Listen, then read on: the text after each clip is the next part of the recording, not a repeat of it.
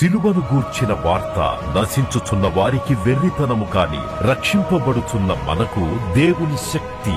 1 కొరింథీ 1:18. United People's Fellowship UPF నిర్వహించు సిలువ ధ్యానములు. 40 రోజులు ఉపవాస ప్రార్థనలు. తేదీలు 2025 మార్చి 10వ తారీఖు నుంచి ఏప్రిల్ 18వ తారీఖు వరకు. సమయం ఉదయం 4 గంటల నుంచి ఉదయం 7 గంటల వరకు. స్థలం centenary Baptist church, clock tower దగ్గర, సికింద్రాబాద్. ఈస్టర్ ఆరాధన 2025 ఏప్రిల్ 20వ తారీఖు ఉదయం 6 గంటలకు మరియు సాయంత్రం 6 గంటలకు సికింద్రాబాద్ YMCA హాల్ 3వ అంతస్తులో జరుగును. యూట్యూబ్, ఫేస్బుక్ మరియు జూమ్ ప్రత్యక్ష ప్రసారం ద్వారా పాల్గొనవచ్చును. Zoom meeting ID 9550504718. పాస్కోడ్ 7777. వివరములకు 9550504718 9030757571. గమనిక, రామ్నగర్ ఈ సేవ నుంచి సెంటినరీ బాప్టిస్ట్ చర్చ్ వరకు బస్సు సౌకర్యము కలదు. ఆహ్వానించువారు ప్రభువు దాసురాలు జాయ్ చెరియన్ గారు, సీనియర్ పాస్టర్, UPF హైదరాబాద్.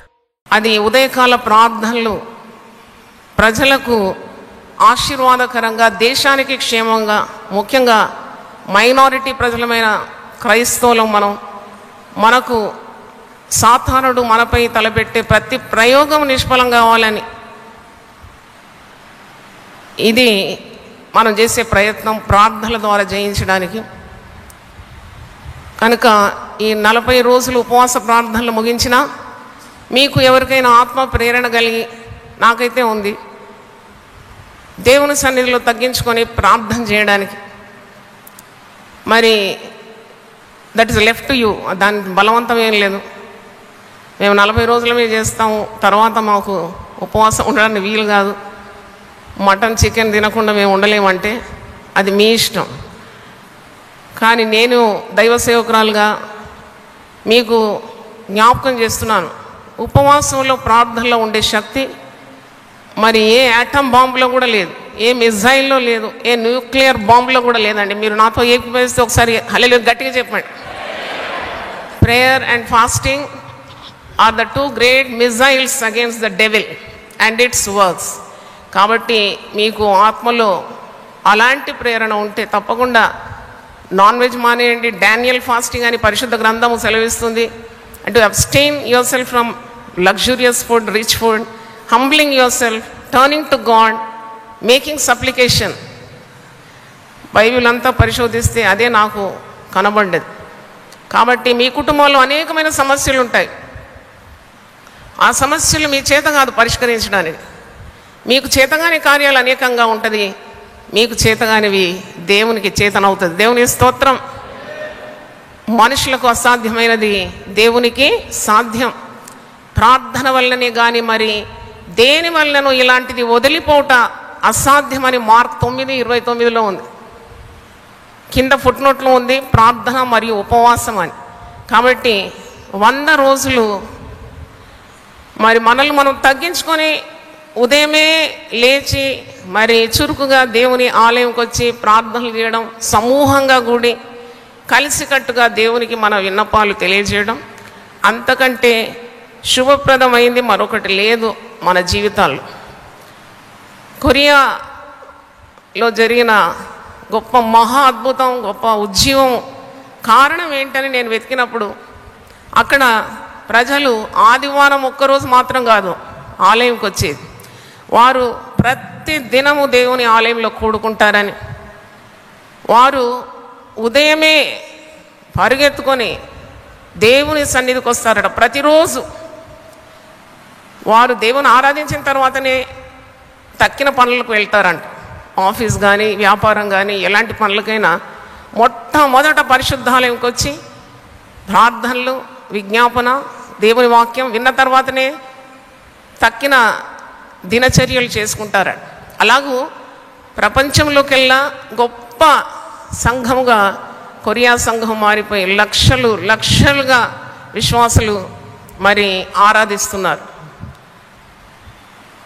నేనైతే నమ్ముతున్నాను గొప్ప ఉజ్జీవము ఈ సెంటినరీ బ్యాప్టిస్ట్ చర్చ్ నుండి ఆరంభం అవుతున్నది. దేవుని స్తోత్రం. దేవుడు ఒక ప్రణాళికతోనే యునైటెడ్ పీపుల్స్ ఫెలోషిప్ను ఇక్కడ నడిపించినాడని నేను పూర్తిగా నమ్ముతున్నాను. ఏంటి సిస్టర్, డైలీ దేవుని సన్నిధికి రావాలన్నా, ఆలయానికి రావాలంటే, ఈరోజు నేను వాక్యము ధ్యానిస్తున్నప్పుడు దేవుడు నాతో మాట్లాడినాడు. పరిశుద్ధ వారంలో సోమవారం జరిగిన కార్యం ఏంటంటే మందిర శుద్ధి, దేవాలయం శుద్ధి చేసినాడు యేసు ప్రభు. తన శిలువ మరణానికి ముందున్న వారం చేసిన ఘనకార్యాలు, చెప్పిన విలువైన మాటలు చాలా ప్రాముఖ్యత వహిస్తుంది. అందుకే పరిశుద్ధ వారంలో క్రైస్తవులు తప్పకుండా ఆలయంకి వెళ్ళి చాలా భక్తిపూర్వకంగా ఈ పరిశుద్ధ వారాన్ని జరుపుకుంటారు. అదే మట్టలాది వారము, మరి పునరుద్ధాన దినం ఈస్టర్ పండుగకు మధ్యలో ఉన్న వారము పరిశుద్ధ వారం అని మనకు తెలుసు. అంటే అపోస్తుల కార్యము ఒకసారి చూడండి. ఆది అపోస్తులు ఆదిమ సంఘములో విశ్వాసులు ఎలాగుండినారు. అపోస్తుల కార్యము 2వ అధ్యాయము 46, 47. మరియు వారు ఏక మనస్కులై, వారంటే ఆదిమ విశ్వాసులు, మరియు వారు ఏక మనస్కులై ప్రతి దినము దేవాలయంలో తప్పక కూడుకొనుచు, ఇంటింట రొట్టె విరుచు, దేవుని స్తుతించుచు, ప్రజలందరి వలన దయ పొందిన వారై ఆనందంతోనూ నిష్కపటమైన హృదయంతోనూ ఆహారము పుచ్చుకొనుచుండిరి. మరియు ప్రభు రక్షణ పొందుచున్న వారిని అనుదినము వారితో చేర్చుచుండాను. అంటే this is actually the role model of a church. సంఘం అంటే కట్టడం కాదు. అందుకే యెషయా 66లో దేవుడు సెలవిస్తున్నాడు, ఆలయం అంటే ఇటుకలు లేక సీకులు లేక మరి సిమెంట్తో కట్టిన కార్యంలో నేను ఉండేను అంటాడు. హస్తకృత్యమైన ఆలయంలో నేను ఉండేవాడిని కాను. ఆకాశమే నా సింహాసనము, భూమి నా పాదపీఠం. మీరు నా గురించి చేసే కార్యాలు ఏపాటివి? కానీ ఎవడు దీనుడై నలిగిన హృదయం గలవాడై నా మాట విని వణుకుచుంటాడో వానినే నేను దృష్టిస్తున్నాను. దేవుని స్తోత్రం. ఆలయం అంటే దేవుని బిడ్డలు కూడుకునే స్థలం. దాంట్లో తప్పకుండా శక్తి ఉద్భవిస్తుంది. ఈరోజు మరి అదే మనం ధ్యానించబోతున్నాము. దేవుని ఆలయంలో మరి దైవ ప్రజలు కూడుకునే మందిరంలో ఎంత ప్రసన్నత, ఎంత శక్తి, ఎంత శాంతి, ఎంత నెమ్మది మరెక్కడా నీకు దొరకదు. యేసు ప్రభు ఒక మాట అంటాడు. అంటే పాత నిబంధనలో దావీదు చెప్పిన మాటను తిరిగి క్రొత్త నిబంధనలో ప్రభు నోట ద్వారా మనం వింటాం. నీ ఇంటిని కూర్చున్న ఆసక్తి నన్ను భక్షిస్తుంది అంటారు. సరి చేతులెత్తి దేవుని స్తుతిద్దాం. హల్లెలూయా. నీ ఇంటిని కూర్చున్న ఆసక్తి నన్ను భక్షిస్తుంది.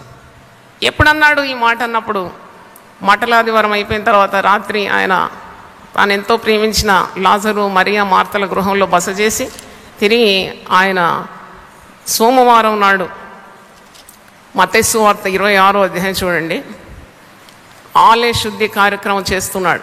మాథ్యూ 26:21 అండి, 21, 12, 13 చదువుతున్నాను. యేసు దేవాలయంలో ప్రవేశించి క్రయ విక్రయములు చేయు వారిని అందరినీ వెళ్ళగొట్టి, రూకలు మార్చు వారి బల్లలను, గువ్వలము వారి పీఠములను పడద్రోసి, నా మందిరము ప్రార్థనా మందిరం అనబడును అని వ్రాయబడి ఉన్నది. అయితే మీరు దానిని దొంగల గుహగా చేసేడి వారేనా. అంటే ఎంత షార్ప్ వర్డ్స్ ఫ్రమ్ జీసస్. ఇంకా కొన్ని రోజులైతే సిలువ ఎక్కాలి. యేసుప్రభుకి ఏమన్నా ప్రాణభయం ఉందా? ఆయనకు తెలుసు ఆయన ప్రాణం పెట్టడానికే వచ్చినాడు. ఎవడు ఆయన ప్రాణం తీసుకోలేడు. ఆయన తనంతట తానే తన ప్రాణం అర్పిస్తున్నాడు. ఆయన ఎవడికి భయపడేవాడు కాడు. అందుకే చుట్టూన్నవారు ఆయనను చంప చూస్తున్నారు ఆయన మాటలు విని. ఆయన మరణ భయం లేకుండా మాట్లాడుతున్నాడు. ధైర్యం ఉన్న వాళ్ళు అలాగే మాట్లాడతాడు. పరిశుద్ధాత్మ నింపుదల గలవారు వారి మాటల్లోనే తెలిసిపోతుంది. అంటే యేసు ప్రభు పరిచర్యలో కూడా చాలా అధికారం గల వానిగా మాట్లాడినాడు. ఎవరినో మెప్పించడానుకున్న తీపి తీపి కబుర్లు ఎప్పుడు యేసు ప్రభు చెప్పలేదు. ఖచ్చితంగా మాట్లాడినాడు. ఆత్మతో మాట్లాడినాడు. అధికారం గలవానిగా మాట్లాడినాడు. అందుకే ఇక్కడ అంటున్నాడు, మీరు దేవుని మందిరాన్ని దొంగల గుహగా చేసినారా? నా మందిరము సమస్త అన్యజనులకు ప్రార్థనా మందిరము అనబడును. దేవుని స్తోత్రం. అది మార్క్స్ వార్త ఆ మాట ఉంది, నా మందిరము సమస్తమైన అన్యజనులకు మందిరం అనబడు. ఇది కూడా మనం ఆలోచించదగిన విషయము. మార్కు సువార్త 11వ అధ్యాయము 17వ వచనం చూడండి. నా మందిరం సమస్తమైన అన్యజనులకు ప్రార్థనా మందిరం అనబడు. ఈ శిల్వ ధ్యాన దినాల్లో నాకు చాలా సంతోషం అనిపించింది. ఏంటంటే చాలా డినామినేషన్స్ నుండి, ఇతర సంఘాల నుండి ఇక్కడికి వచ్చినారు. ఎందుకంటే దేవుడు నాకు ఇచ్చిన దర్శనం యునైటెడ్ పీపుల్స్ ఫెలోషిప్. దాంట్లో క్రిస్టియన్ అనే పదం లేదు. యేసుక్రీస్తు అందరికీ ప్రభు అని నా జీవితాంతం నేను చాటించాలి. సంతోషం ఉంటే ఒకసారి నాతో కలిసి హల్లెలూయా చెప్పండి. దేవుని మందిరము క్రైస్తవులకు మాత్రం కాదు, డినామినేషన్కు చెందినది కాదు. దేవుని మందిరం ఒక సంస్థకు, ఒక వ్యవస్థకు కట్టుబడి ఉండదు. దేవుని మందిరం ఆయన అందరికీ దేవుడై ఉన్నాడు, అందరికీ ప్రభువై ఉన్నాడు. అందుకే ఈ శిలువ ధ్యాన దినాల్లో అన్యజనులు ఎంత సంతోషంగా వస్తున్నారు. వచ్చి ప్రార్థనలు చేసుకుంటే నాకు ఎంత తృప్తి కలుగుతుంది. అవును, దేవుని మందిరము అన్యజనులకు, సమస్తమైన అన్యజనులు అని ఉంది. మీరు చూడండి మార్కు సువార్త 11:17లో నా మందిరము సమస్తమైన అన్యజనులకు ప్రార్థనా మందిరం. ఈరోజు అన్యజనులు దేవుని వాక్యం విన్నవారు మీరు నిండుగా దేవుని స్తుతించాలి. యేసుక్రీస్తు క్రైస్తవులకు మాత్రం దేవుడు కాడు, ఆయన మనందరికీ దేవుడై ఉన్నాడు. దేవుని స్తోత్రం. కనుక ఆలయ శుద్ధి కార్యక్రమంలో యేసు ప్రభువు చాలా రోషముగా ప్రవర్తించినాడు. ఆయన కొరడా పేనినాడంట. ఆయన పరిచర్యలో మొట్టమొదటి చేసిన కార్యము ఆలయ శుద్ధి. ఆయన పరిచర్యలో చివరిగా చేసినది కూడా ఆలయ శుద్ధి. యోహాను సువార్త 2వ అధ్యాయంలో the beginning of his ministry he cleanse the temple. అంటే ఎంత ప్రాముఖ్యమైన కార్యము ఆలయము పవిత్రంగా ఉండడం. యోహాను సువార్త 2వ అధ్యాయంలో ఇక్కడ 13 నుండి కొన్ని వచనాలు మీరు చూసినప్పుడు, యూదుల పస్కా పండుగ సమీపింపగా యేసు యెరూషలేమునకు వెళ్ళి దేవాలయంలో ఎడ్లను, గొర్రెలను, పావురములను అమ్మువారును, రూకలు మార్చువారును కూర్చుని చూచి త్రాళ్లతో కొరడాలు చేసి గొర్రెలను, ఎడ్లన్నిటినీ దేవాలయంలో నుండి తోలివేసి రూకలు మార్చువారి రూకలు చల్లివేసి వారి బల్లలు పడద్రోసి పావురములు అమ్మవారితో వీటిని ఇక్కడ నుండి తీసుకొని పోండి, నా తండ్రి ఇల్లు వ్యాపారపు ఇల్లుగా చేయకూడదని చెప్పాను. ఆయన శిష్యులు, నీ ఇంటిని గూర్చిన ఆసక్తి నన్ను భక్షించునని వ్రాయబడినట్లు జ్ఞాపకము చేసుకోలేదు. అంటే ఇది పరిచర్య ఆరంభంలో 3.5 సంవత్సరాలు ఆయన శరీరధారిగా పరిచర్య చేసినాడు. ఆరంభంలో ఆలయ శుద్ధి చేసినాడు, చివరి దినాల్లో కూడా ఆలయ శుద్ధి చేసినాడు. ఇక్కడైతే కొరణాలు పేనినాడట, స్వయంగా పేనినాడు. పేని అంటర్సే మారుగా అంటారు కదా, అంటర్ పట్టుకొని ఆ క్రయ విక్రయాలు చేసేవారిని బాగా వారిని వెళ్ళగొట్టి బల్లలు, పీటలు, గువ్వలు, అంటే ఈ బలి అర్పణ కొరకు గొర్రెలను, గువ్వలను, పొట్టేళ్లను తీసుకొని వస్తారు కదా. ఆనాడు ఆ సాంప్రదాయం అంటే రక్త ప్రోక్షణ, పాప నివారణ కొరకు రక్త ప్రోక్షణ అవసరం కాబట్టి ఇవన్నీ తీసుకొని ఆలయానికి వచ్చేది. ఎంత అల్లరి ఉండేదో నాకు అనిపిస్తుంది. వాటన్నిటినీ ఆయన చల్లివేసి, ఆ రూకలు చల్లివేసి, ఆ వ్యాపారస్తులను వెళ్ళగొట్టి ఆ గువ్వలు, ఆ గొర్రెలంతా పారద్రోలి నా మందిరం సమస్త జనులకు ప్రార్థన మందిరం అని సెలవిచ్చినాడు. దానికి ముందు ఒక కార్యము యేసు ప్రభు ఈ సోమవారం చేసిన కార్యం ఏంటంటే, ఆయన ఒక అంజూరపు చెట్టును చూసి అది ఫలింపక ఉండునట్లు శపిస్తాడు. మార్కు సువార్త 11వ అధ్యాయంలో ఈ మాట మీరు గమనిస్తారు. మార్కు 11వ అధ్యాయము 12 నుండి చూడండి. మరునాడు వారు బేతనియ నుండి వెళ్తుండగా ఆయన ఆకలి కొని ఆకులు గల ఒక అంజూరపు చెట్టును దూరం నుండి చూసి దాని మీద ఏమైనాను దొరుకునేమో అని వచ్చాను. దాని వద్దకు వచ్చి చూడగా ఆకులు తప్ప మరేమీయో కనబడలేదు. ఏలైనగా అది అంజూరపు పండ్ల కాలం కాదు. అందుకు ఆయన, ఇక మీద ఎన్నటికీ నీ పండ్లు ఎవరును తినకుందరుగాక అని చెప్పాను. ఇది ఆయన శిష్యులు వినిరి. అది వ్రేళ్ల మట్టుకు ఎండిపోయింది. శిష్యులు గమనించినారని లూకాసు వార్తలో మనం చూస్తాం. అంటే ఒక అంజూరపు చెట్టు దగ్గరకు వస్తాడు. ఇవన్నీ ఈ పరిశుద్ధ వారంలో జరిగిన కార్యాలు. వచ్చి ఆకులు తప్ప మరేమీ లేదట, పండు. ఆకలి కొని పండు కొరకు వెతికినప్పుడు ఒక పండు దొరకలేదు. ఇది దేనికి సాదృశ్యంగా ఉందంటే, కేవలము మతాచారాలు మాత్రం, సాంప్రదాయాలు మాత్రం పాటిస్తూ ఫలభరితం లేని నామకార్థమైన వ్యక్తులను సూచిస్తుంది. పైకి భక్తి, దేవునితో నువ్వు వంటగట్టి ఉండబడమే అసలైన భక్తి జీవితం అని తెలుసుకోవాలి. చూడండి, వారు పైకి భక్తి నటిస్తారు కానీ దేవుని శక్తిని వారు త్యజిస్తారు అని పౌలు భక్తుడు తన ఆత్మీయ కుమారుడికి తెలియజేస్తున్నాడు. పైకి భక్తి కాదు, పైకి బాగా గుబురు ఆకులు ఉన్నాయంట పచ్చగా, పండ్లు వెతికినప్పుడు ఒక్క పండు లేదా అంటే ఇది దేవుని ఉగ్రత అట్టి నామకార్థంగా ఉండే వారి మీద కుమ్మరింపబడుతుందని మనం జాగ్రత్త పడాలి. Look at the wrath of Jesus when he saw the tree without any fruit. అంజూరపు చెట్టును చూసినాడు, శపించేసినాడు, అది వ్రేళ్ల మట్టుకు ఎండిపోయింది. అంటే జాగ్రత్తగా గమనించండి, మన జీవితాల్లో ఎంత ఎరువు పొందుకుంటున్నాం. దేవుడు ఆశీర్వదించినాడు, నాకు కారు ఇచ్చినాడు, దేవుడు ఆశీర్వదించినాడు, నాకు బంగ్లా ఇచ్చినాడు, దేవుడు ఆశీర్వదించి నాకు పిల్లల్ని ఇచ్చినాడు, ఇలా బాగా చెప్పుకుంటాం. కానీ నీ వల్ల ఏమైనా ప్రయోజనం ఉందా? నీవు దేవుడు నీకు ఇచ్చిన వనరులు కానీ, ఆశీర్వాదాలు కానీ, ఆరోగ్యం కానీ, ఆయుస్సు కానీ, ధనం కానీ అది దేని కొరకు అని అనుకుంటున్నావు? నన్ను అడిగితే అవన్నీ కూడా నువ్వు ప్రభు కొరకు ఫలించడానికి. దేవుని స్తోత్రం. నీ పెరట్లో చెట్టుకు ఎందుకు ఎరువేస్తారని మీరు అడిగితే మీరు అంటే లేదండి ఓ పువ్వు కాయో చూడాలని. ఇది ఎరువు తింటుంది కానీ ఒక్క పువ్వు లేదు కాయ లేదంటే దాన్ని పెరికి పారవేస్తావు, గోడ మీద నుండి పడేస్తావు. అలాగే యేసు ప్రభు ఆ ఉపమానం అంటే ఆ కార్యాన్ని చేసినాడు. నాకు అనిపిస్తుంది శిష్యులు ఇది చూసి వారు ఫలించడం నేర్చుకోవాలి.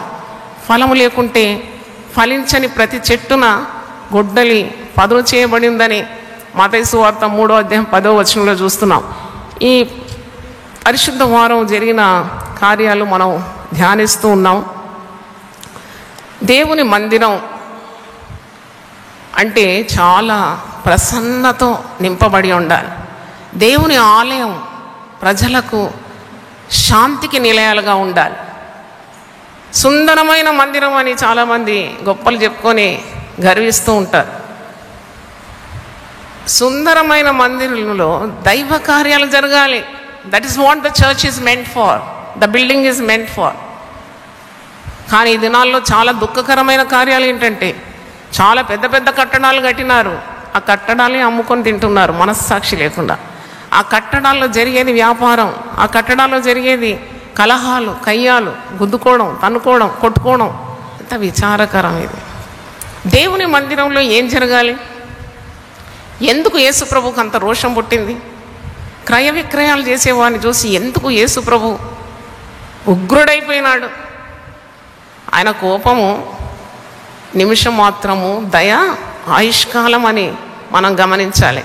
నాకు చాలా ఆశ్చర్యం ఏంటంటే మత్తయి సువార్త 21లో వీరినందరినీ వెళ్ళగొట్టి రూకలు మార్చు వారి బల్లలను, గుమ్మములు, వారి పీఠములను పడద్రోసిన తర్వాత గద్దిస్తున్నాడు, వెళ్ళగొడుతున్నాడు. నా మందిరం ప్రార్థనా మందిరం అనబడినని అంటున్నాడు. దీన్ని దొంగల గుహగా మీరు చేసినారని అంటున్నాడు. తర్వాత ఏం చేస్తున్నాడు అంటే నాకు చాలా వింత. యేసయ్య ప్రేమ 14వ వచనం చూడండి. గుడ్డివారును కుంటివారును దేవాలయంలో ఆయన యుద్ధకు రాగా ఆయన వారిని స్వస్థపరిచాను. ఇదేంటి ఇంత కోపము? మరి వెంటనే ఈ స్వస్థత కార్యాలు అంటే ఆయన కనికరం గల దేవుడు. దేవుని స్తోత్రం. ఆయనకి ఇష్టం లేని కార్యాలు ఎప్పుడు మనం చేయకూడదు. మన బలహీనతను చూసి ఆయన సహానుభవం గలవాడాడు. కుంటివారు వచ్చినారు, గుడ్డివారు వచ్చినారు, రోగగ్రస్తులు వెంటనే ప్రేమతో వారిని ముట్టి స్వస్థపరిచినాడు. కనుక మందిరంలో ఏం జరగాలి? నేను ప్రార్థన ఇక్కడికి వచ్చి ప్రార్థన చేస్తున్నప్పుడే ఆ మాట గుర్తొచ్చింది. యెహోవా మందిరంకు వెళ్ళుదుమని జనులు నాతో అనినప్పుడు నేను సంతోషించి తిని అని దావీదు మహారాజు అంటున్నాడు. ఒక మహారాజుకు రాజభవనం, బంగారు కిరీటం, రాజసింహాసనం, అధికారం, ఎంత హుందాతనం, అవన్నిటిని లెక్క పెట్టడం లేదు దావీదు రాజు.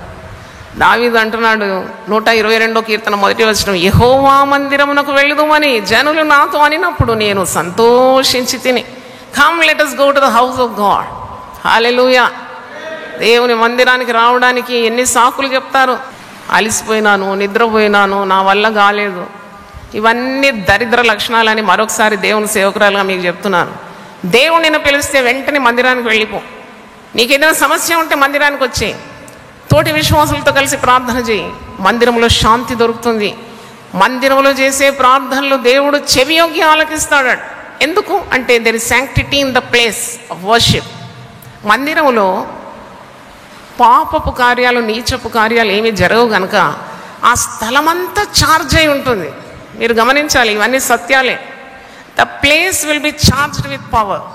అందుకే నువ్వు అడుగు పెట్టగానే నీకు శాంతి లభిస్తుంది, సమాధానం లభిస్తుంది. దేవుడు ఉండు చోటు, దేవుడు అంతటా ఉంటాడు కదా అని మీరు అనుకోవచ్చు. కానీ దైవ కార్యాలు చేయడు చోట, దేవుడు తన సన్నిధిని ఇచ్చే చోట, దేవుడు తన ప్రత్యక్షతలు భక్తులకు ఇచ్చే చోట శక్తి తప్పకుండా ఆవరించి ఉంటుంది.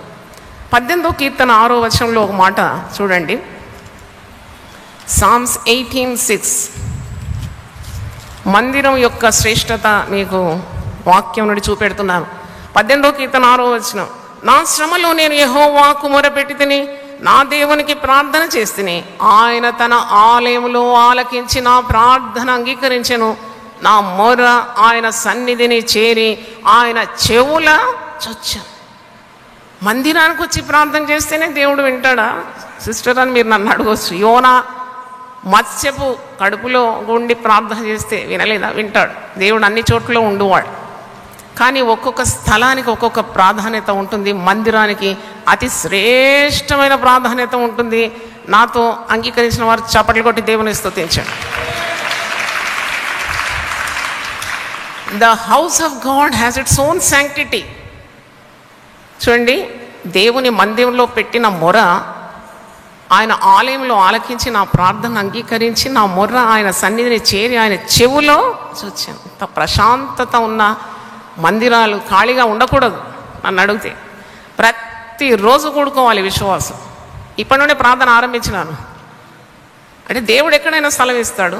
I'm not worried about the place, because when God gives a vision he will give the provision. Hallelujah. నాకు దర్శనం ఇచ్చినాడు, స్థలం ఇవ్వడం ఆయన వశంలో ఉంది. అది ఎక్కడైనా పర్వాలేదు. But I have to lead the people to morning prayers. దేవుని సన్నిధికి మొదటి గడియలు ప్రజలను దేవుని వైపు ఆకర్షించాలనే నా ఉద్యమం. తప్పకుండా దీనికి గొప్ప ప్రతిఫలం ఉంటుంది. ఎంతో అలజడి లోకంలో, ఎంతో అశాంతి, ఎంత నెమ్మది లేనితనం, ఎన్ని హత్యలు, ఎన్ని ఆత్మహత్యలు, ఎంత వైరం, ఎంత చేదు లోకంలో, ఎంత మాలిన్యము, ఎంత పాపము, ఎంత నెమ్మది లేనితనం. ప్రజలు ఆయన రెక్కల క్రిందికి రావడం ఎంత శ్రేష్టం. దేవుని స్తోత్రం. హల్లెలూయా. కాబట్టి గమనించాలి, మందిరము ఎందుకు శ్రేష్టమైనది, మందిరం గురించి ఎందుకు యేసు ప్రభువుకు అంత ఆసక్తి కలిగింది. మందిరంలో దైవ సన్నిధి ఉంటుంది, మందిరంలో దేవుని వాక్యం వింటారు, మందిరంలో దేవుని భక్తులు మీకు కనబడతారు, మందిరంలో మీరు తోటి విశ్వాసులను చూస్తారు, యేసు రక్తం చేత విమోచింపబడిన జనాన్ని మీరు చూస్తారు, మందిరంలో అద్భుతాలు జరగడం మీరు చూస్తారు, మందిరంలో దేవుని ప్రసన్నత మీరు చూస్తారు, మందిరంలో జీవపు ఊట మీరు చూస్తారు. జీవవాక్యములు వెల్లడి అవుటతోనే మనుషుల హృదయాలు మారిపోతుంది. 36వ కీర్తన మీరు చూసినప్పుడు నా సన్నిధిలో జీవపు ఊట కలదు అని అంటున్నాడు. సామ్స్ 36 8వ వచనం, 36వ కీర్తన 8. నీ మందిరం యొక్క సమృద్ధి వలన వారు సంతృప్తి నొందుచున్నారు, నీ ఆనంద ప్రవాహములోనిది నీవు వారికి త్రాగించుచున్నావు, నీ యొక్క జీవపు ఊట కలదు, నీ వెలుగును పొంది మేము వెలుగు చూచున్నాం. దేవునికి స్తోత్రం. హల్లెలూయా. మందిరం చాలా ప్రాధాన్యమైనది. శాంతికి నిలయాలుగా ఉండాలి. ప్రజలు వారమంతా కష్టపడి అలసిపోయి మందిరానికి ఎందుకు వస్తారంటే ఏదో మంచి మాటలు వినాలని, శక్తిగల మాటలు వినాలని భక్తుల నోటి నుండి. వారానికి ఒక్కసారి మాత్రం కాదు, అనుదినము దేవాలయంలో ఆదిమ విశ్వాసులు కూడుకున్నట్టు ప్రతిదినం రొట్టె విరిచినారట. వారు ప్రతిదినం కూడుకున్నారంట, ప్రతిదినం తోటి విశ్వాసులతో కలిసినారట, ప్రతిదినం ప్రార్థించినారట, ప్రతిదినం వాక్యం చదివినారట, ప్రతిదినం సహవాసంలోనూ రొట్టె విరిచడంలో ఉన్నారట. ఆ సంఘము వర్ధిల్లిందంట. 122వ కీర్తనలోనే ఈ మాట ఉంది, యెరూషలేమా నిన్ను ప్రేమించు వారు వర్ధిల్లుతారు. ఆ మాట ఒకసారి మీకు జ్ఞాపకం చేస్తాను. సామ్స్ 122.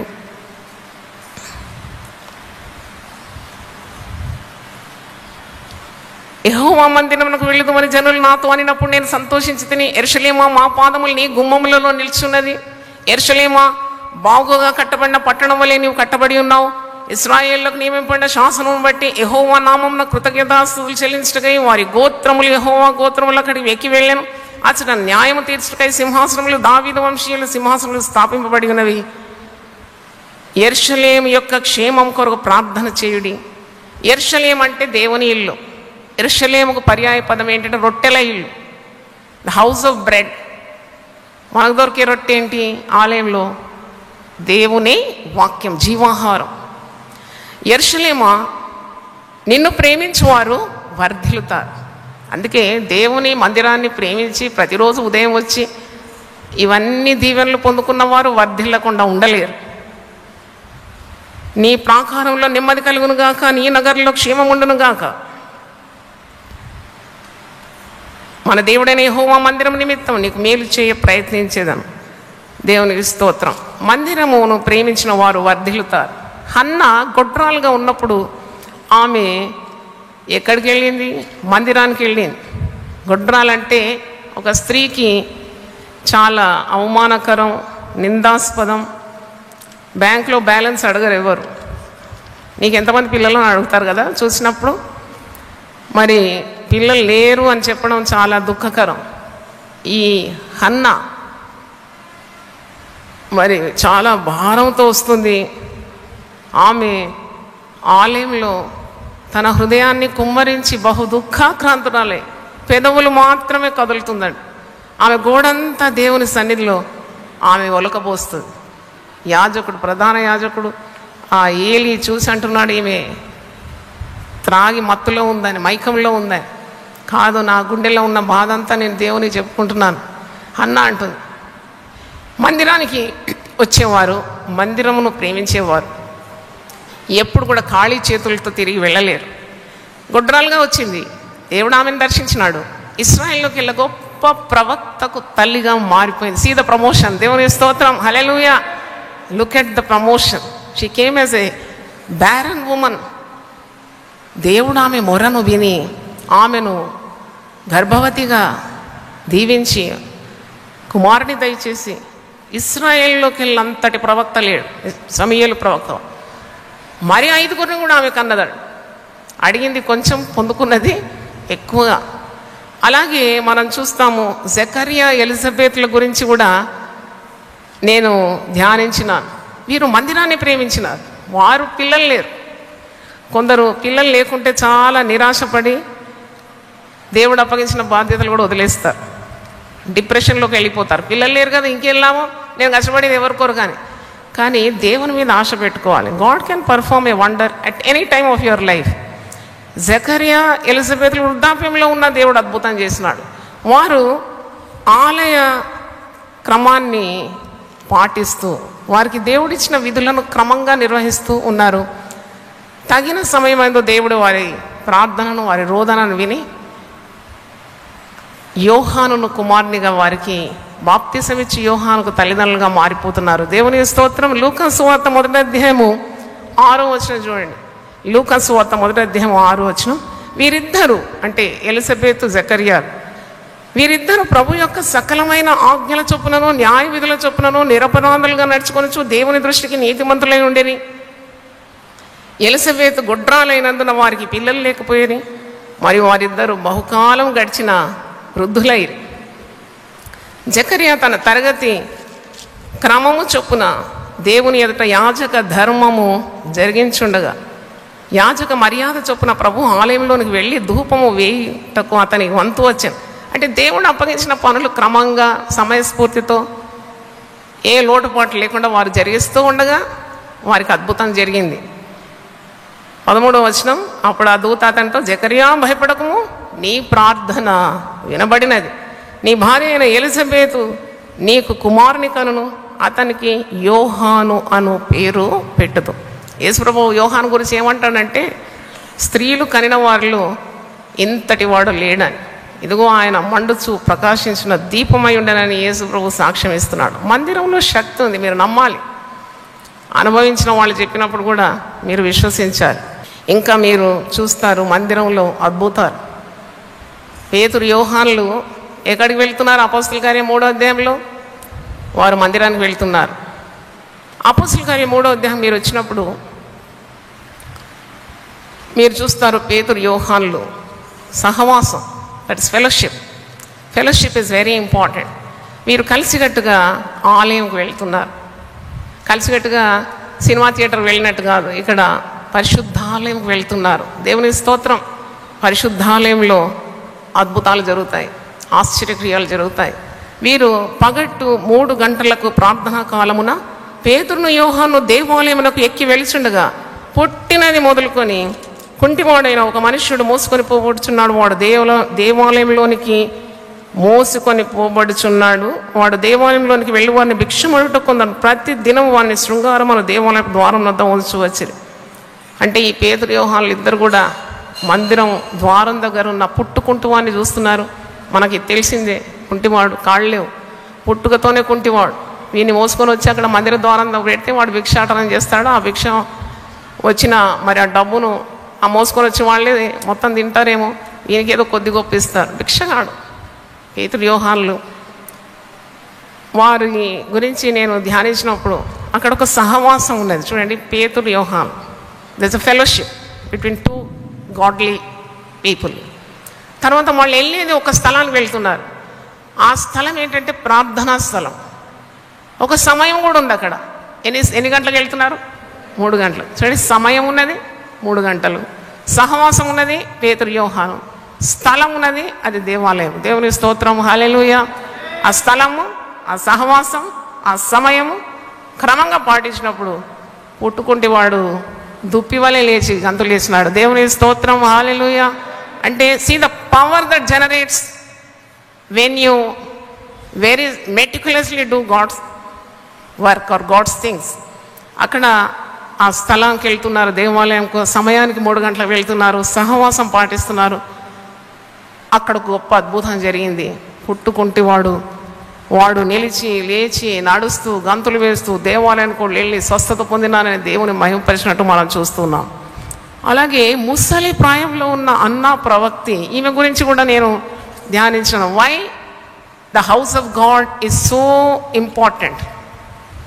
ఇవన్నీ మీరు ధ్యానిస్తుంటే మందిరం ఎంత ప్రాముఖ్యమైంది, యేసు ప్రభువుకు ఎందుకు శిలువ మరణానికి ముందున్న దినాల్లో మందిరం గురించి ఎంత ఆసక్తి కలిగింది, ఎంత రోషం కలిగి, ఎంత ఉగ్రుడై మందిరంలో జరిగే నీచ కార్యాలను అరికట్టినాడు, ఎందుకు అలా ప్రవర్తించినాడు యేసు ప్రభు, అవన్నీ మనకు విదితం అవుతుంది. లూకా సువార్త 2వ అధ్యాయంకి వచ్చినప్పుడు ఇక్కడ ఈమె ఒక విధవరాలు, కడువృద్ధురాలు, కానీ ఈమె మందిరము విడవకుండా ఆమె ఉపవాస ప్రార్థనలు చేసిందని వాక్యంలో మనం చూస్తున్నాం. లూకా సువార్త 2వ అధ్యాయం 36 నుంచి చదువుతున్నాను. ఆషేరు గోత్రికురాలు పనుయేలు కుమార్తె అయిన అన్నాను ఒక ప్రవక్తి ఉండెను. ఆమె కన్యాత్వం మొదలు 7 ఏళ్ళు పెనిమిటితో సంసారం చేసి బహుకాలము గడిచినదై 84 సంవత్సరములు విధవరాలై ఉండి దేవాలయము విడువక, ఆ మాట అండర్లైన్ చేసుకోవాలి, దేవాలయము విడువక ఏం ప్రార్థనలు చేసింది?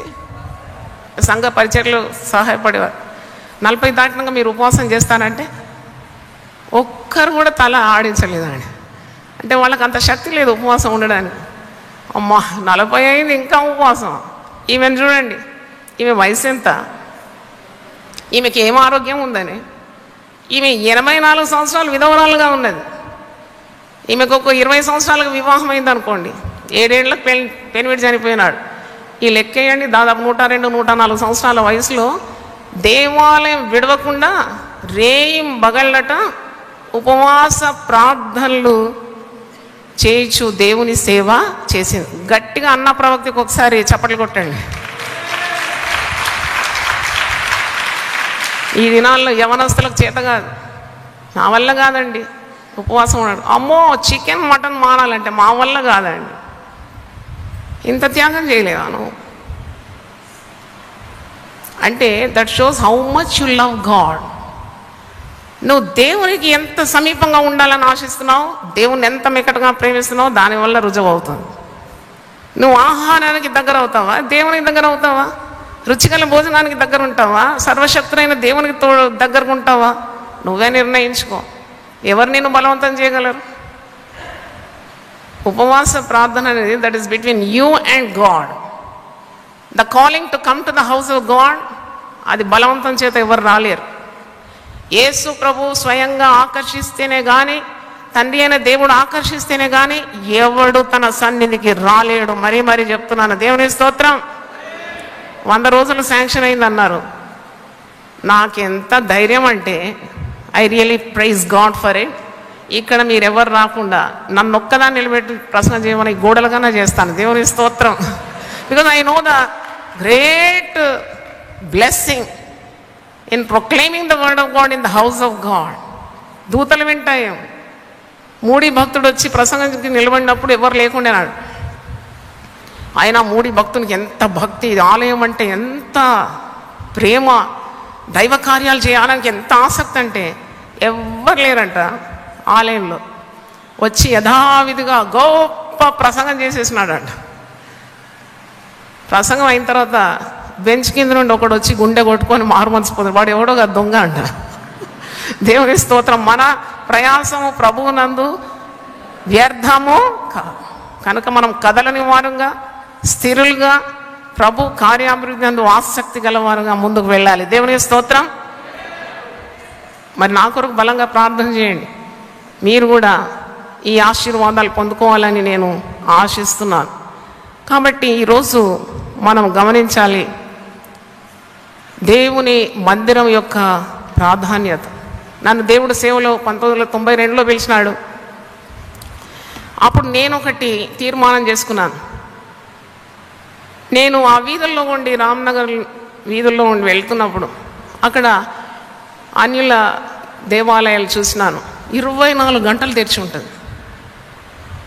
ఒకరోజు నేను చెరియన్ గారు ఏదో పనిచేసి కారులో వస్తున్నాం. రాత్రి 1 గంట అయింది, 12 దాటిపోయింది. అయినా అక్కడ జరుగుతూ ఉంది, పూజలు జరుగుతూ ఉంది. అప్పుడు నాకు అనిపించింది, అయ్యో మనము జీవం గల దేవుని ఆరాధించే వారి ఆలయాలు ఎందుకు తెరిచిపెట్టకూడదు? నా మందిరపు తెరలు నిరాటంకంగా మీరు తెరిచి ఉంచాలని వాక్యంలో చూస్తున్నాం కదా. అప్పుడు నేను అనుకున్నాను అన్నమాట, ఒకవేళ దేవుడు నాకు సేవనిస్తే మందిర ద్వారాలు తెరిచిపెడతాను అనుకున్నాను. దేవుని స్తోత్రం. దేవుడు నాకు దర్శనమిచ్చి సేవ అనుగ్రహించిన ఆ దినము నుండి 1992 జూన్ 20 నుండి ఈ దినం వరకు ఉదయం నుండి రాత్రి వరకు కూడా మందిర ద్వారాలు తెరిచి ఉంటాయి. దేవుని స్తోత్రం. Hallelujah. Anyone can come, anyone can step in. ప్రార్థన జరుగుతుంది, కౌన్సిలింగ్ జరుగుతుంది, నిరుపేదలైతే వారికి తగిన పరిచర్యలు జరుగుతుంది. ఎందుకంటే మందిరంలో వారు తప్పకుండా ఈ ఆశీర్వాదాలు పొందుకోవాలి. ఎక్కడుంటుంది వారికి ఆదరణ, ఎక్కడుంటుంది వారికి ఆశ్రయం?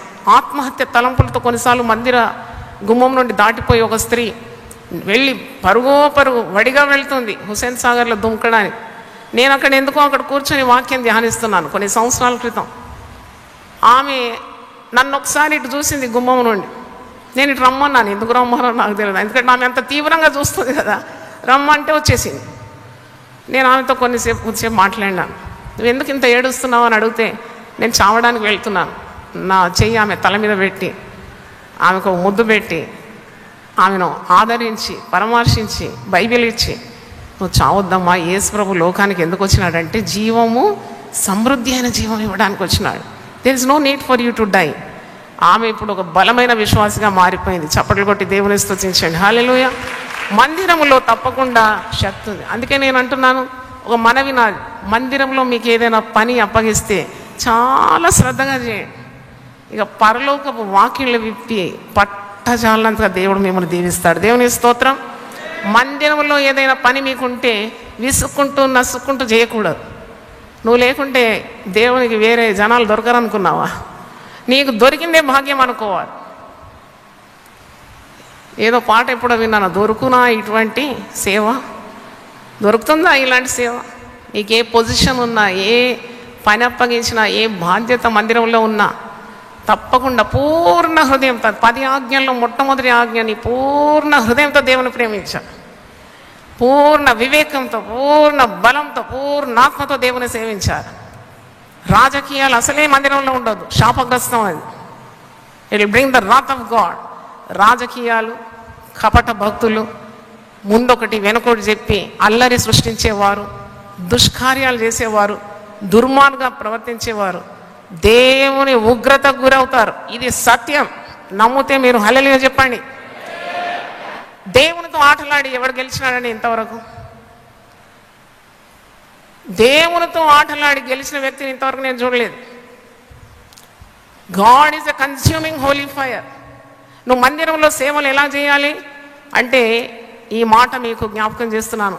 హెబ్రీ పత్రిక 12వ అధ్యాయము 28, 29.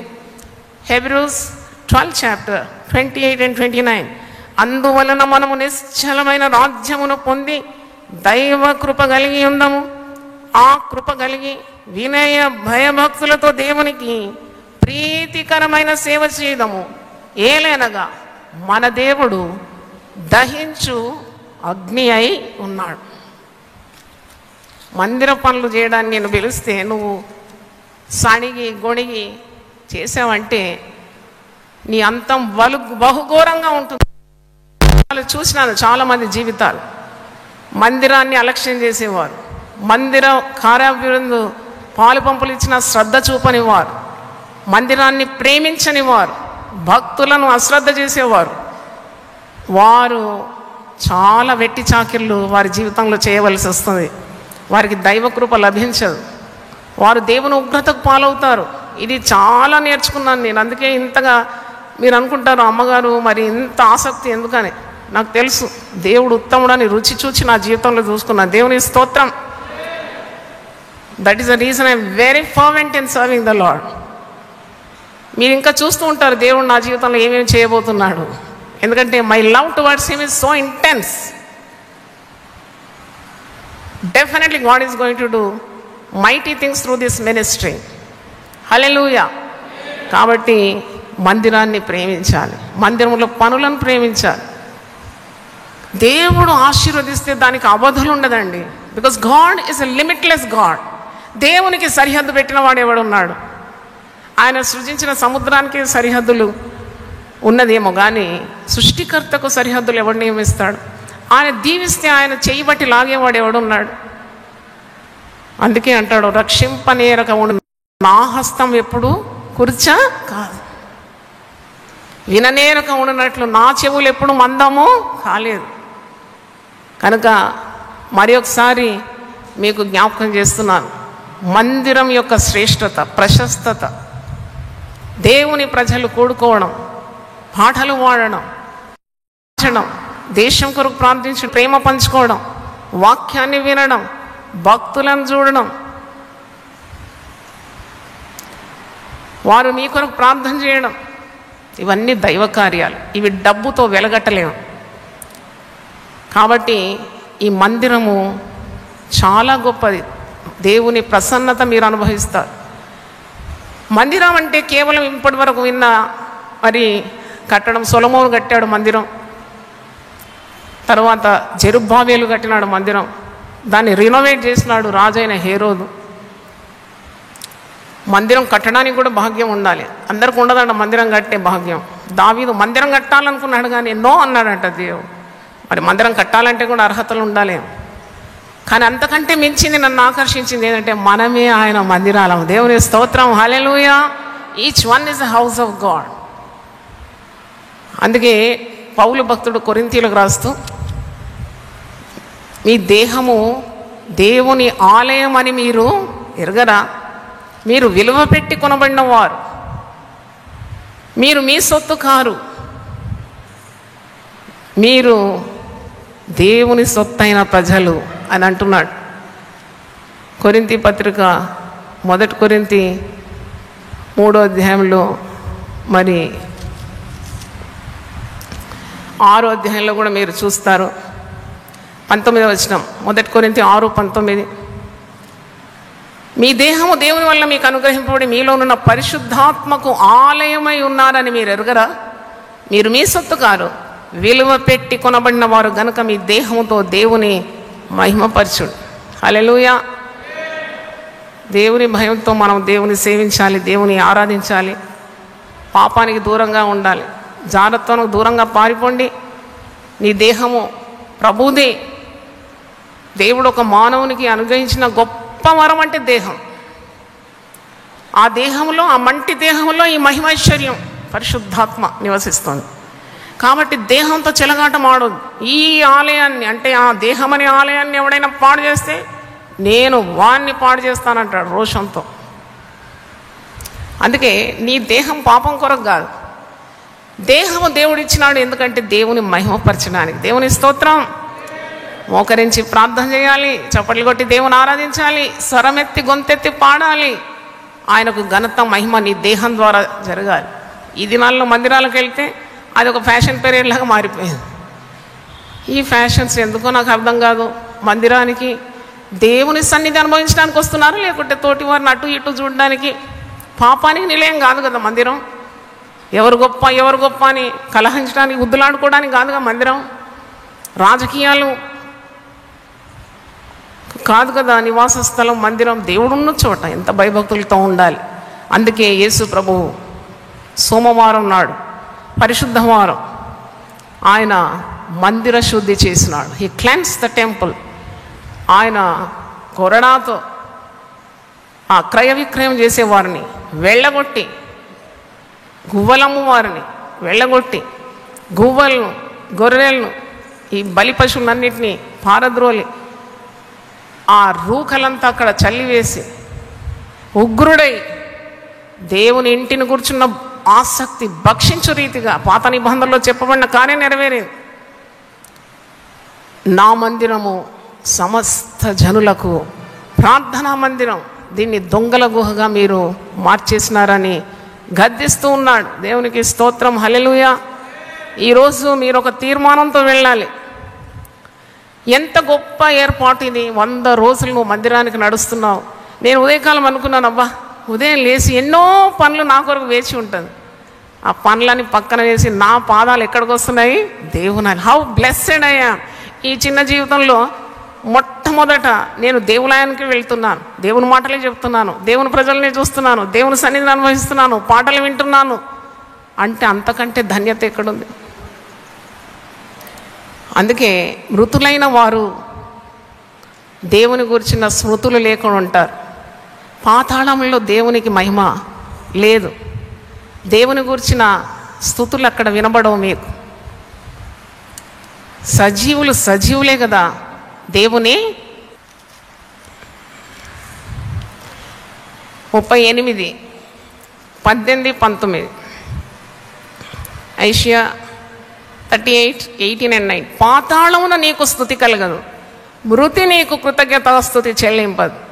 సమాధిలోనికి దిగువారు నీ సత్యమును ఆశ్రయించరు. సజీవులే కదా నిన్ను స్తుతించుదురు. ఈ దినమున నేను సజీవుడనై నిన్ను స్తుతించుచున్నాను. హల్లెలూయా. మీరు సజీవుల లెక్కలో మిమ్మల్ని ఉంచింది దేవుడే కదా. ఎంతసేపు ప్రాణం పోవడానికి? ఎంత ప్రమాదకరమైన లోకంలో మనం ఉన్నాం. క్రొత్త రోగాలు పుట్టుకొస్తున్నాయండి. ఆ రోగాలకు వైద్యమే లేదండి. కొత్త రోగాలు. వాయువు ద్వారా కూడా వైరస్ వెళ్ళొచ్చట. ఈ నెత్తికెక్కిందంటే మీకు డిమెన్షియా వచ్చేస్తుంది, అల్జైమర్ డిసీజ్ వచ్చేస్తుందట. వాయువు నుండి కూడా వెళ్ళొచ్చట. నాసికారంధ్రం నుండి తలలోకి పోయి సెటిల్ అయితే పిచ్చోళ్ళు అయిపోతారు. ఎంతసేపు అండి? ఏమి చూసి అతిశయించడానికి ఉంది? ఏమి చూసి గర్వపడడానికి ఉంది? నీ అతిశయం అంతా సిలువ యందే ఉండాలి. దేవుని స్తోత్రం. హల్లెలూయా. నీకు అతిశయం అంతా ప్రభు అందే ఉండాలి. నీ కొరకు ప్రాణం పెట్టిన ప్రభువే నీ అతిశయ కారణంగా ఉండాలి. నీ జీవితం అంతా ప్రభు కొరకే ఉండాలి. నీ యొక్క పరుగంతా ప్రభు కొరకే ఉండాలి. నీ గురి ప్రభువే అయి ఉండాలి.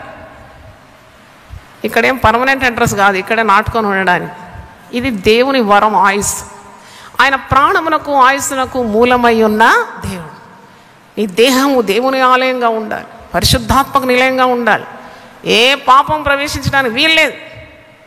It leads you to hell and eternal destruction. అది కాదు దేవుని చిత్తం. నీవు దేవుని సన్నిధిని ప్రేమించి, దేవుని ఆలయాన్ని ప్రేమించి, దేవుని మరి ప్రసన్నతను ప్రేమించి, మందిరాన్ని ప్రేమించి వర్ధిల్లాలి. మందిరము నీ దేహమని మర్చిపోకూడదు. దీని కొరకు విలువ చెల్లించినాడు. అదే ఈ శిలువ ధ్యానాల్లో సారాంశం ఏంటంటే, నువ్వు విలువ పెట్టి కొనబడిన వాడవు, విలువ పెట్టి కొనబడిన దానం. మీరు ఎక్కడికన్నా వెళ్ళండి, ఐక్యా వెళ్ళండి, లేకుంటే ఇంకొక పెద్ద షాపింగ్ మాల్ వెళ్ళండి. పెద్ద పెద్ద షాపింగ్ సెంటర్స్ ఉన్నాయి కదా, ప్రతి వస్తువు మీద ఒక ప్రైస్ ట్యాగ్ ఉంటుంది. ప్రతి దాని మీద ఎక్స్పైరీ డేట్ కూడా ఉంటుంది. ఓ ఇంతవరకేనా ఇది చెల్లేది, ఓ ఇంత ఖరీదా. నన్ను అడిగితే యేసు రక్తం అంత విలువ గలవారం, మన ప్రైస్ ట్యాగ్ అది. మనకు ఎక్స్పైరీ డేట్ లేనే లేదు. చప్పట్లు కొట్టి దేవుని స్తుతించండి. There is no expiry date. నిత్య జీవమే మన ఆశీర్వాదం. దేవునితో సదాకాలం ఉండబోతున్నాం. గురి కలిగిన వారం, నిరీక్షణ కలిగిన వారం, ధైర్యం కలిగిన వారం. ఏవి నీచములో ఏవి ఘనములో నువ్వు గుర్తుపట్టాలి. అప్పుడు ఆయన నోటి వలె నువ్వు మారిపోతావండి. You will become his mouthpiece. దేవుని స్తోత్రం. అందరూ ఒకసారి లేచి పడితే ప్రార్థన చేసి వాక్యం ఇస్తాను. నీ మందిరమై నేనుండగా నా యందుండి నడిపించవా. నీ మందిరమై నేనుండగా నా యందుండి నడిపించవా. నీవు తోడుండగా నాకు దిగులుండునా, నీవు తోడుండగా. చప్పట్లు కొట్టి ఆరాధిద్దాం. వెంబడిస్తాను నిన్ను యేసువా, వెంబడిస్తాను నిన్ను యేసువా. నీ మందిరమై నేనుండగా నా యందుండి నడిపించవా. నీవు కోరేటి దేవాలయం నాదు దేహం వేగా నిశ్చయం. నీవు కోరేటి దేవాలయం నాదు దేహం వేగా నిశ్చయం. నీ ప్రత్యక్షత నాకు కలిగించవా, నీ ప్రత్యక్షత నాకు కలిగించవా. నిత్యము నిన్ను స్తుతింతును, నిత్యము నిన్ను స్తుతింతును. నీ మందిరమై నేనుండగా నా యందుండి నడిపించవా. నీవు తోడుండగా నాకు దిగులుండునా, నీవు తోడుండగా నాకు దిగులుండునా. వెంబడిస్తాను నిన్ను యేసువా, వెంబడిస్తాను నిన్ను యేసువా. అన్న ప్రార్థనలు విన్నావుగా, నేనున్నానని అన్నావుగా. అన్న ప్రార్థనలు విన్నావుగా, నేనున్నానని అన్నావుగా. నాడు సమూయేలుతో బహుగా మాట్లాడిన, నాడు సమూయేలుతో బహుగా మాట్లాడిన. దేవ నాతోటి మాట్లాడవా, దేవ నాతోటి మాట్లాడవా. నీ మందిరమై నేనుండగా నా యందుండి నడిపించవా. నీ మందిరమై నేనుండగా నా యందుండి నడిపించవా. ఆత్మ సత్యముతో ఆరాధింపా, ఆత్మదేవుండ నేర్పించుమా. ఆత్మ సత్యముతో ఆరాధింపా, ఆత్మదేవుండ నేర్పించుమా. మహిమ రూపంబును నేను దర్శింపను, మహిమ రూపంబును నేను దర్శింపను. నా నేత్రంబు వెలిగించుమా, నా నేత్రంబు వెలిగించుమా. నీ మందిరమై నేనుండగా నా యందు యందుండి నడిపించుమా. నీ మందిరమై నేనుండగా నా యందుండి నడిపించుమా. నీవు తోడుండగా నాకు దిగులుండునా, నీవు తోడుండగా నాకు దిగులుండునా. వెంబడిస్తాను నిన్ను యేసువా, వెంబడిస్తాను నిన్ను యేసువా. నీ మందిరమై నేనుండగా నా యందుండి నడిపించవా. హల్లెలూయా, హల్లెలూయా చెప్పండి. Thank you. చాలా సంతోషంగా ఉన్నారు. దేవునికి స్తోత్రం. ప్రార్థన చేసుకుందాం. హల్లెలూయా. దేవా నీకు వందనాలు. నీ వాక్కులు మాకు ఎంత సంతోషాన్ని ఇస్తుంది తండ్రి. తేనె కంటెను, జుంటి తేనె ధారల కంటెను. అతి మధురమైన నీ వాక్యం కొరకు వందనాలు. బండను పగలగొట్టే సుత్తె వంటి నీ వాక్యం కొరకు వందనాలు. అగ్ని కంటే వాక్యం ఎంత గొప్పది, దహించు అగ్ని వంటిది నీ మాటలు. చాకలి వారి సబ్బు కంటే శ్రేష్టమైంది. మచ్చ, మరక, డాగు, ముడత, కళంకాన్ని తొలగించే సబ్బు వంటి వాక్యం కొరకు వందనాలు. ప్రతిరోజు వాక్యాన్ని ఈ ఆలయంలో వినిపిస్తున్నావు నీ ప్రజలకు. తప్పకుండా వారు పరిశుద్ధ జీవితాలు ధరించుకుంటారు, పరిశుద్ధమైపోతారు నీ వాక్యం ద్వారా. What a detergent lord your word. వందనాలు, వందనాలు, వందనాలు తెలియజేస్తున్నాను. బంగారం కంటే, వేల కొలది వెండి బంగారు నాణ్యం కంటే కోరదగిన నీ వాక్యం, రత్నరాశుల కంటే ఆశించగలిగిన నీ వాక్యం. ఇంకా రానున్న దినాల్లో ఈ వాక్యం కరువైపోతుందని, ఆహారం కొరకు ధాన్యం కొరకున్న కరువు కాదు రాబోయేది, వాక్యం కొరకు కరువు. వాక్యం చెప్పేవారు కరువు, ఆలయాలు కరువు. భయంకరమైన దినాల్లో మనం అడుగు పెట్టబోతున్నాం. దీపం ఉండగానే ఇల్లు చక్క పెట్టుకోవాలి. అవును, చెప్పేవారు ఉన్నారు, చెప్పే స్థలం నీకు ఏర్పాటైంది, వినే స్థలం ఉన్నది, కూడుకునే స్థలం. కలిసికట్టుగా యేసు రక్తమందు విమోచింపబడిన జనం కూడుకునే ఆ స్థలానికి, ఆ ప్రశస్తమైన ఉదయకాల వేళలో వచ్చి నువ్వు దీవింపబడడానికి వెనుకాడితే ఇక నీ గతి ఏమవుతుంది, నీ భవిష్యత్ ఎలాగూ? కుడి ఎడమలు తెలియకుండా ప్రజలు నశించిపోతుంటే వాక్యం నీ వద్దకు వస్తుంది నిన్ను బాగు చేయడానికి. దేవుడు ఎన్ని ఏర్పాట్లు చేశాడో నువ్వు గమనించడం లేదా? ఇంకా తడువు చేస్తున్నావా? మందిరం గురించి నా ఆసక్తి నన్ను భక్షిస్తుందని అంటున్నాడు యేసు ప్రభు. మందిరంలో శాంతి ఉండాలి, మందిరంలో సమాధానం ఉండాలి, మందిరంలో ఐక్యత ఉండాలి, మందిరంలో దేవుని వాక్యం ఉండాలి, మందిరంలో ఆరాధన ఉండాలి, మందిరంలో ప్రజలు దేవుని సన్నిధిని అనుభవించాలి, మందిరంలో పరిశుద్ధత ఉండాలి. ఎన్నటెన్నటికి పరిశుద్ధతయే దేవుని మందిరానికి అలంకారం.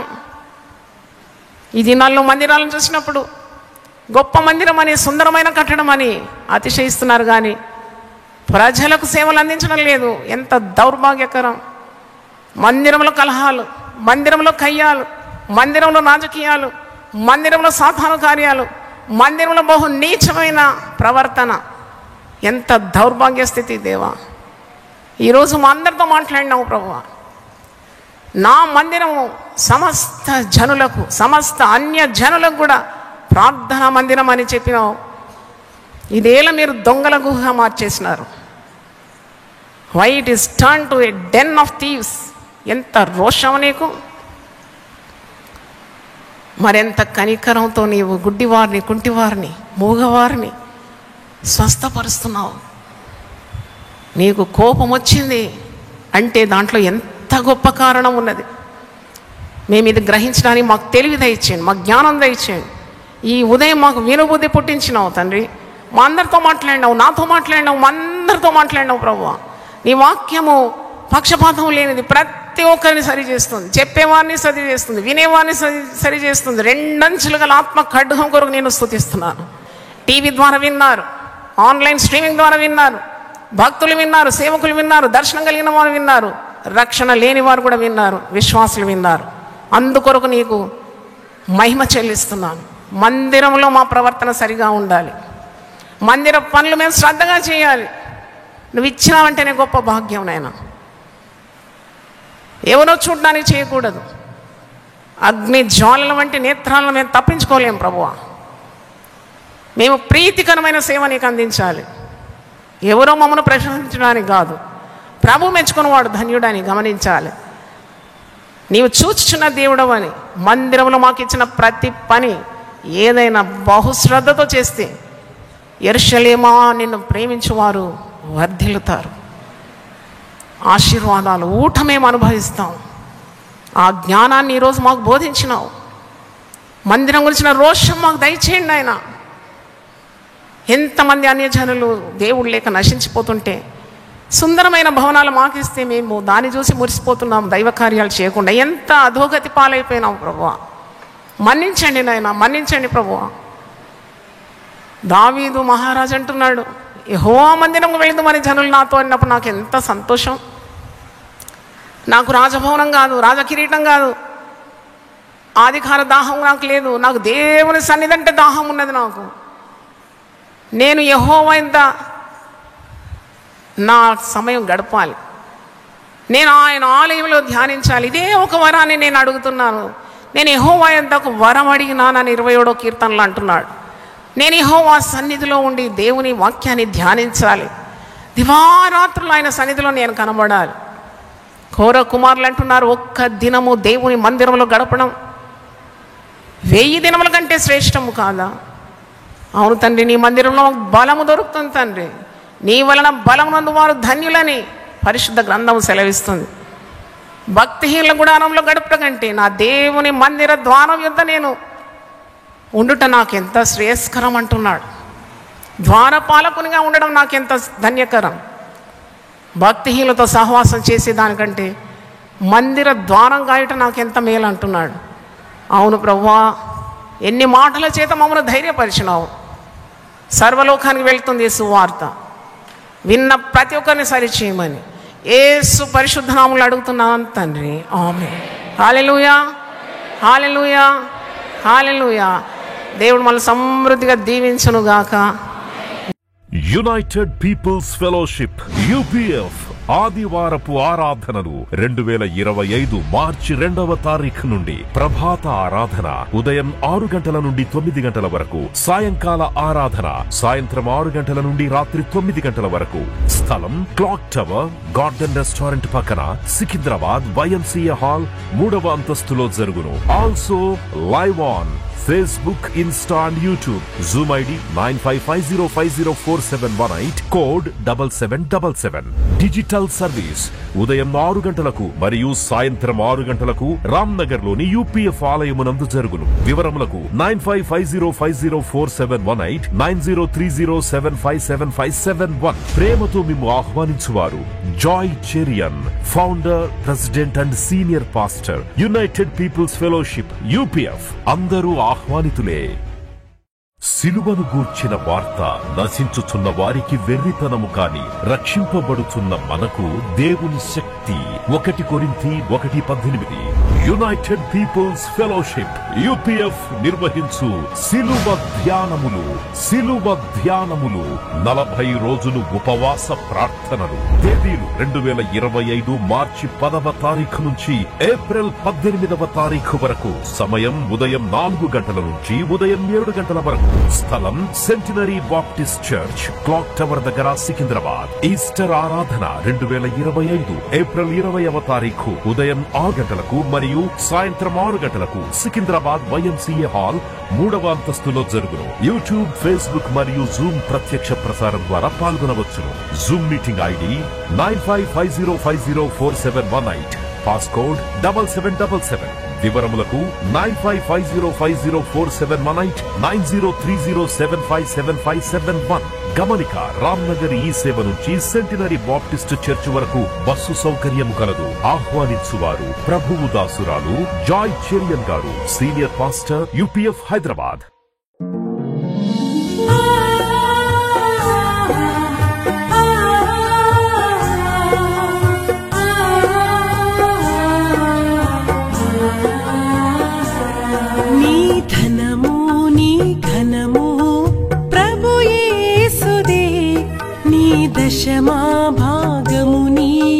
వెనుదీతువా.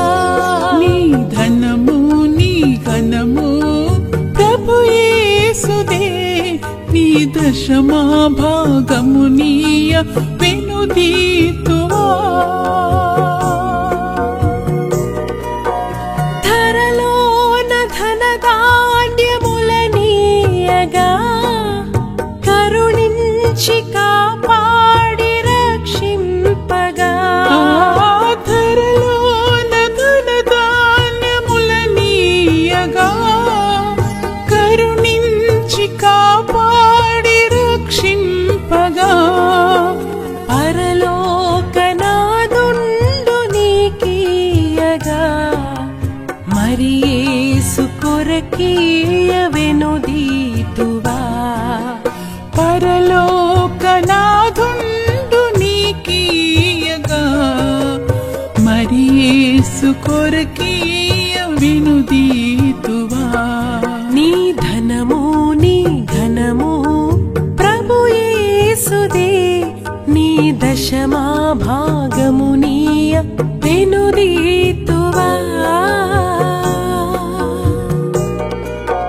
పాడి పంటలు ప్రభువు నీకీయగా కూడు గుట్టలు నీకు దయచేయగా.